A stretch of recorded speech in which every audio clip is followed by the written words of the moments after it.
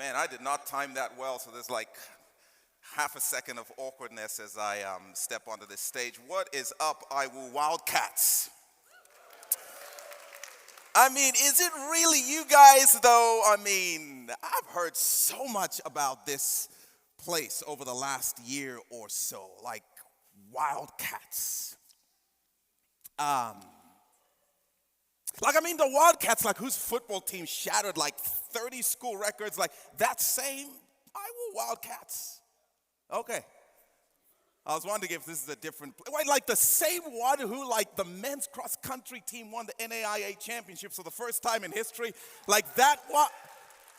Okay. I'm just trying to make sure I am in the right place, because sometimes I get my places mixed. Wait a minute, the volleyball team that three-peated? That's this place? Woo! Shout out, by the way, to Abby Porter, who I've known since before she was a fetus. And shout out to Coach Moats, who I've known since before I stole her from Grace. But that's completely another conversation. But wait a minute, the Crossroads League Men's Player of the Year goes here. Is that true? Y'all didn't know that. All right, shout out Cademan Bontrager. And by the way, shout out, in case you didn't know, let me just tell you what's going on over here. And shout out to Coach Tonago for the Impact Award. I just think y'all are so greedy. Let other teams win a couple of things like Goshen and Huntington. But anyway, that's not what we're here to talk about. In unrelated news, by the way, happy belated Easter. I know it's a little bit late, but I just came to remind a couple of you, not everybody, but just a couple of you, that Jesus Christ came back from the dead one time. I don't know if you heard, but he was physically, literally, IRL, dead. And then a couple of days later, he just woke on up, just broke up with death, we're never getting back together, ever. And I just bring that up to remind some of you, not all of you, that if Jesus can come back from the dead, there is nothing too far gone in you that he cannot bring it back. If Jesus can break up with death, there is nothing so broken in you that he cannot restore. There's no one who's messed up so badly that he can't give you a fresh start. If he can get up from the dead, I dare you to tell me what he cannot do in and through you. I don't know if you knew this, but when Jesus got on up, broke up with death, did his thing, he didn't just secretly sneak off to heaven. He actually spent about 40 days here on earth, and he went on a mini resurrection tour, just showcasing all of what was now possible because he had broken things off with death. And you need to see one of the resurrection tour stops that he made. I think you might potentially like this one. I'm going to be reading out of John chapter 21. If you have a copy of the Bible, we actually have it up here. That is amazing, y'all tech team. God bless you. Crossroads League Tech Team of the Year.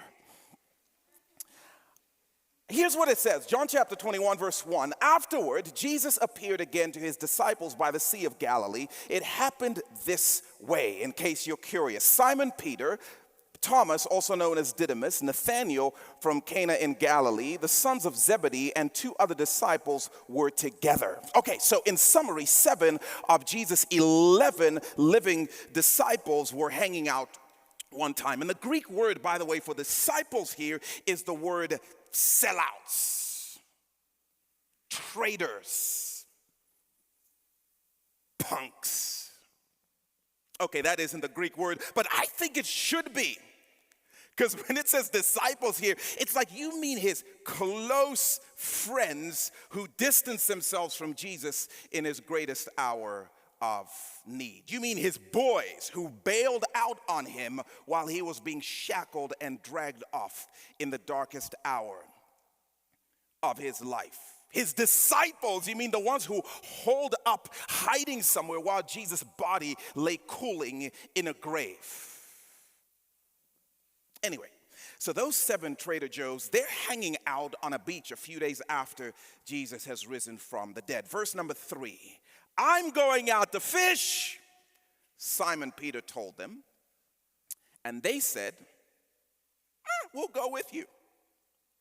So they went out and got into the boat, but that night they caught nothing. To which I say, good. Those suckers don't deserve any fish. Actually, God should strike them with some really uncomfortable rash that makes them walk funny and chafe. But I'm a little less forgiving than Jesus, as you can tell. And in my saltiness, by the way, it becomes very easy to miss how sad the scene John is painting here happens to be. These dudes are professional fishermen. They have grown up around the water. If there's anything they are experts at, it is in the art of catching fish.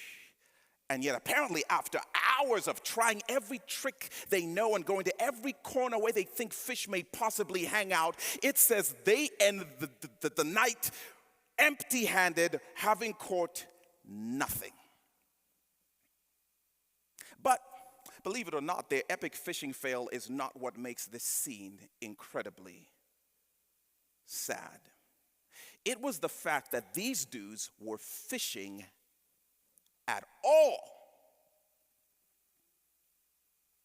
Especially the part where Peter is the one saying, I'm going fishing. What a sad scene. Okay, rewind 3 years prior to this. It was a night just like this one. Most likely at this exact same spot. Peter and his professional fellow fishermen had gone out and they had fished all night, and just like this morning, ended up with nothing. And as they're kind of, licking their man wounds and learning to live with disappointment, Jesus shows up 3 years prior to this. And he tells them, hey, have you guys tried maybe throwing your net on the other side of the boat? You can imagine these guys roll their eyes like, bro, you are great at teaching, we're great at fishing, stay in your lane. But for some reason, something about his words resonates in them. They do what he says. And if you remember how that story goes, on that particular occasion, they catch so much fish that their nets begin to break and their boats begin to sink on account of them going along with what Jesus had said to them. Before they could count the fish, Jesus says, sweet, now you are cordially invited to leave all of this and follow me. Let me read what Jesus says. This is me reading, just listen along. Luke chapter 5 verse 10 says, and Jesus said to Simon Peter, don't be afraid. From now on you will fish for people. So they pulled their boats up on shore, left everything, and they followed him. This is so beautiful, by the way, on the most profitable day in their fishing career, right as their life plan was peaking. Peter heard his calling. I'm inviting you to join me in my quest to bring heaven to people and to scoop up people and bring people to heaven. And on that day, 3 years ago, Peter immediately retires from his career in fishing, and he goes all in on following Jesus and fishing people. But the story actually gets a little bit better. At some point later, Jesus actually tells Peter, you're not just going to fish for people. I'm going to use you to lead a global movement of people who bring people out of darkness and onto the shores of life. I will spark a movement, and you, Peter, are going to lead it. Peter says, that's what's up. I am all the way in.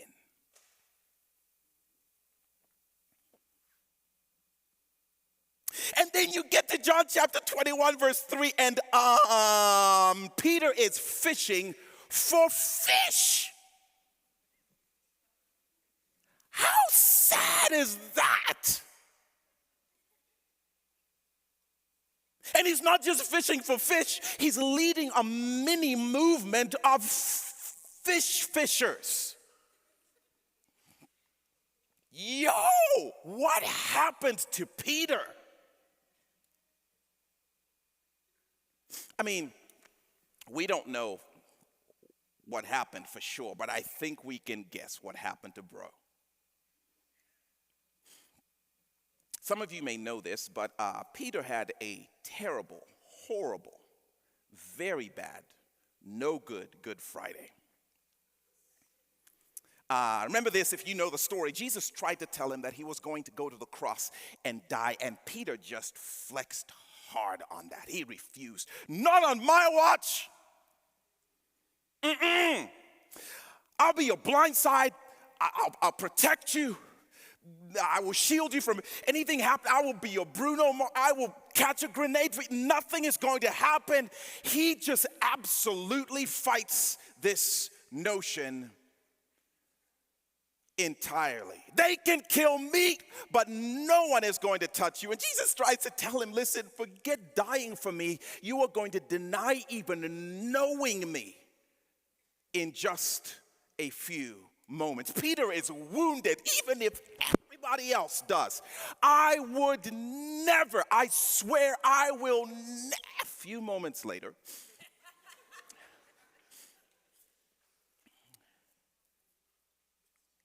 I'll read this. Just as he was speaking, the rooster crowed. Speaking what?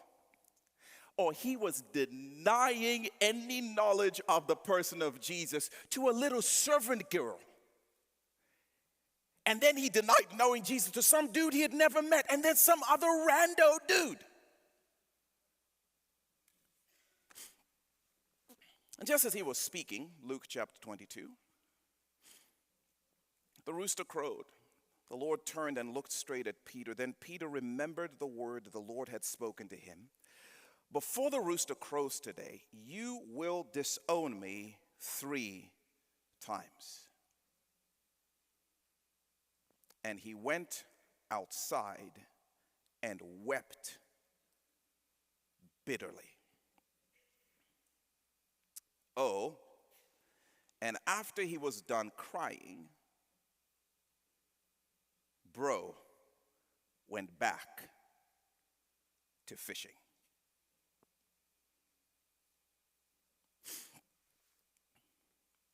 Because he just knew beyond a shadow of a doubt, Jesus is done with me. I was his friend. I swore that I would stick by his side, and I bailed on him. I know Jesus is done with me. The thing I swore I would never do, I did it. I was the chosen one. I was supposed to lead a global movement. I was supposed to be used mightily by Jesus in this world. And then I abandoned him and betrayed and denied him. He is done with me. He has canceled my calling. I am going back to fishing. Anyone want to go?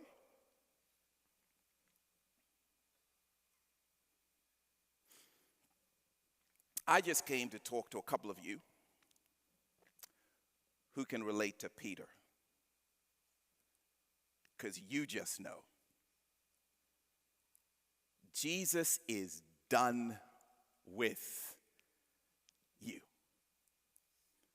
By the way, everyone is talking about it's the end of the semester. We get to go home for the summer. Aren't you exhausted? Some of you are just, I cannot wait to get away from this place that just reminds me of who Jesus is and the fact that he is done with me. Because the thing you swore you would never do, you did it.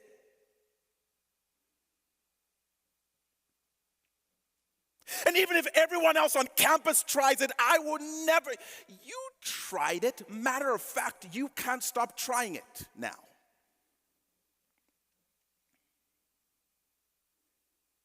The thing you thought you would never let into your dating relationship, you just flung the door wide open. Be honest.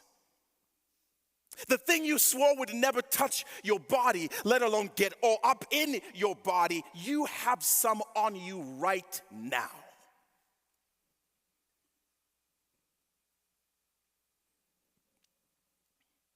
That thing you said you never look at again, open your phone. You just know Jesus is done with you. Remember how before spring break you were ready to slay your Goliath.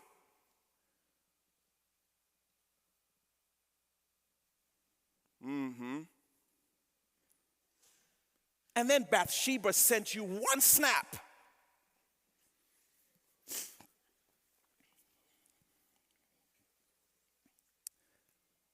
Messed up so badly, you don't feel like you can fix it enough for Jesus. Might as well just keep messing up, because you know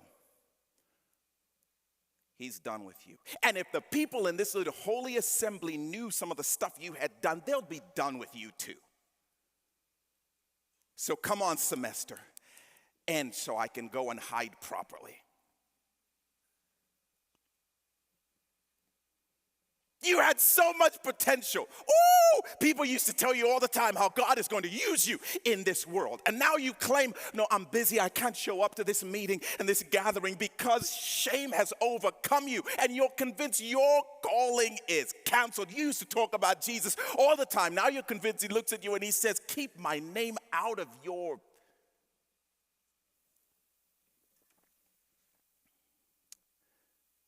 I came to talk to a couple of you who might relate a little bit to Peter. Anyway, you might find this next part of the story very, very interesting. So while Peter and his boys, they're in the Jesus is done with me boat, verse 4, this is what it says. Early in the morning, Jesus stood on the shore, but the disciples did not realize it was Jesus.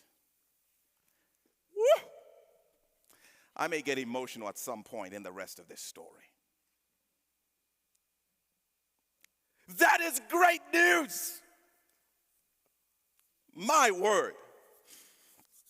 Jesus comes and he stands on the shore. I love that. Because there are a couple of you who might believe Jesus is done with you, and I don't know, if anyone is willing to tell you this, so I'll tell you, because then I jump on a flight and I leave. I'm not talking to all of you, I'm just talking to a few of you who might be tempted to believe Jesus is done with you. And I just want to say, who cares what you think? Jesus is coming after you anyway. He don't care about how you're feeling. He just showed up on the shore. He didn't ask anybody. I'm sorry if you thought the gospel was a message about Jesus crossing his fingers and waiting for you to figure things out and come towards him. Oh no, he's coming after you. And the location services on your heart are always turned on. He knows exactly where to find you. And I am just laughing in my soul at some of you who are like, I guess I need to go get a few credits in chapel. And Jesus is like, busted. I knew where you'd be. We sometimes speak about Jesus and the gospel like he broke out of the grave so he could sit around and hope you figured things out. Nah. He's coming after you anyway. Not waiting for you to make the first move. He got up to chase those who feel most messy and messed up. I love this. I even love this, by the way, for somebody who's watching this later. Like, I guess I'll check it out from my dorm room. He found you. Like his calling is coming from inside the dorm. Tell the person next to you, by the way, busted, he found you. Come on, tell them.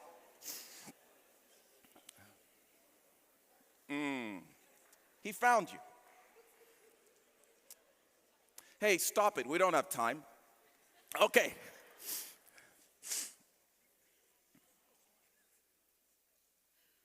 Then the story just gets so good. The Bible is the best. Look at this. Verse 5 says, he called out to them, friends, haven't you any fish?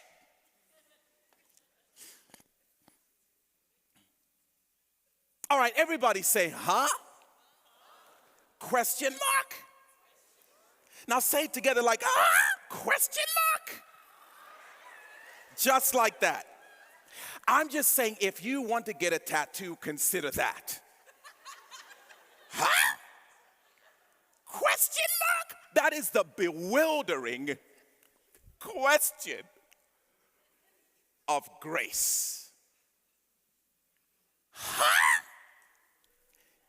Jesus shows up on the shore and he says, friends. Huh? But we bailed on you, friends. But we abandoned you in your friends. But we denied even friends. But you don't know what I did last night, friends. But the thing I swore I would never do, I did, friend.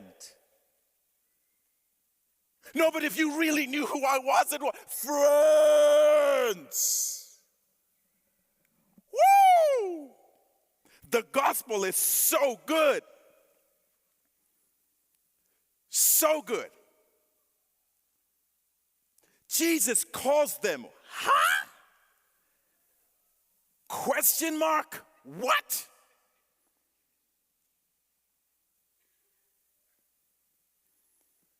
How can you call me friend? Grace. But I literally just sent a picture before I scanned friends. Friends. By the way, not based on your perfection. Friend. Based on mine, Jesus would say. Friends, not based on your behavior, based on my total obedience to the will and work of God.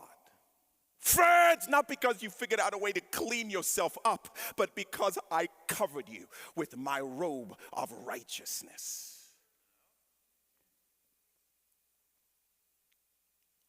Friends, not because you say it's fixed, but because I said it is finished.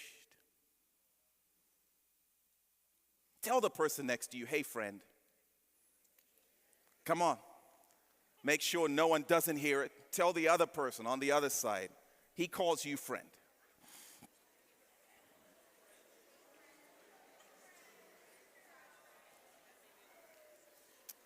All right, that's enough. We need to keep going. And oh, by the way, don't tell me Jesus isn't funny. This is so good. He says, friends, hey, wait, so you guys haven't caught any fish? That's hilarious.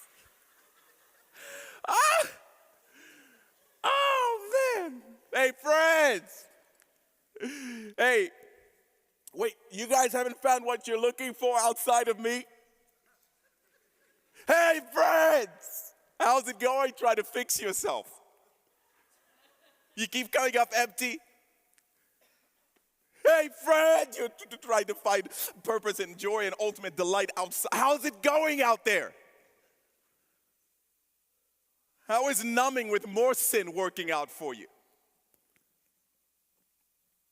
How is your striving going?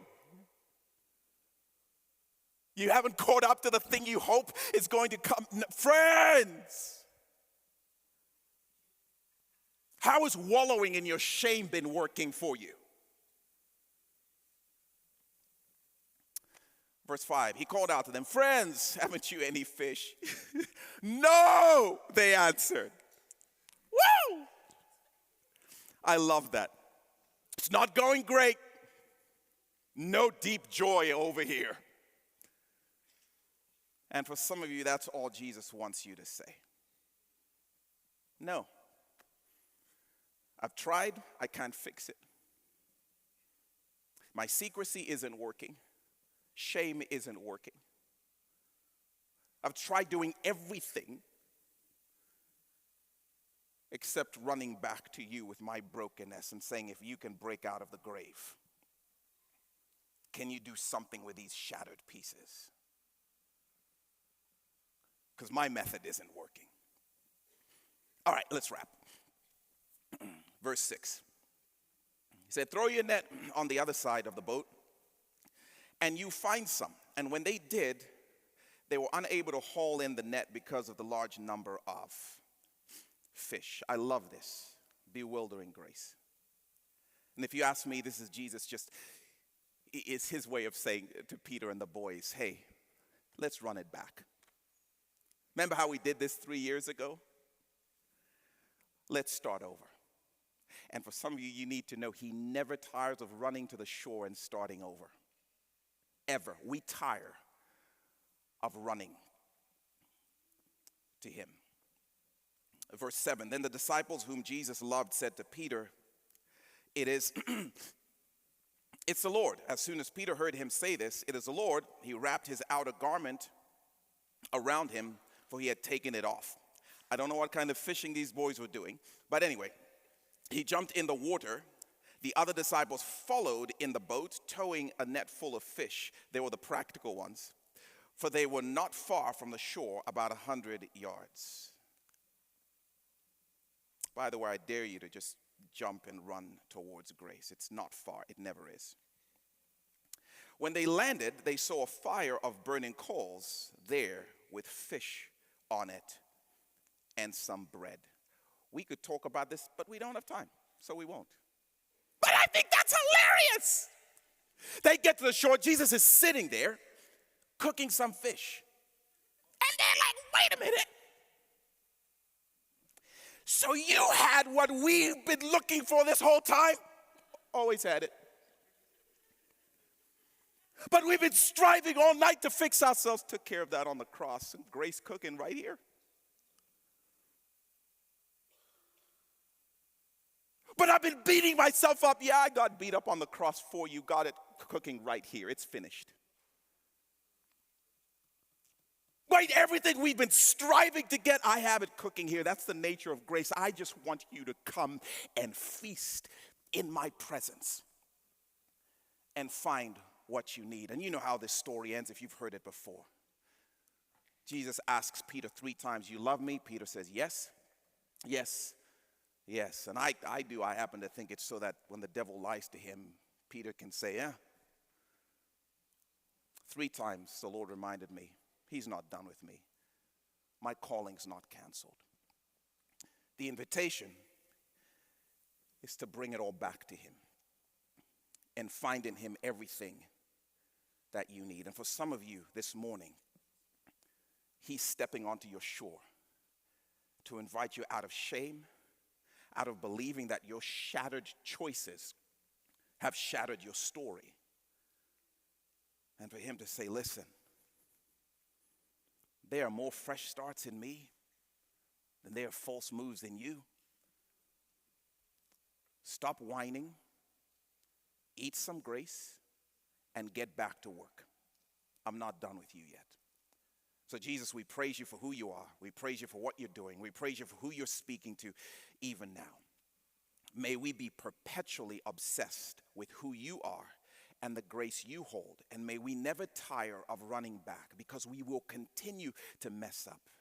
And Lord, may we be reminded it is your grace that teaches us to say no to ungodliness. It's not more rules, it's not more striving. So help us to come and feast on grace even more often. I praise you for those who are receiving it even now.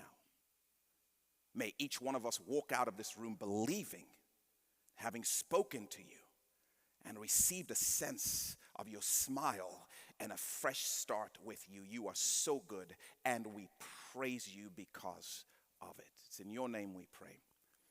Amen.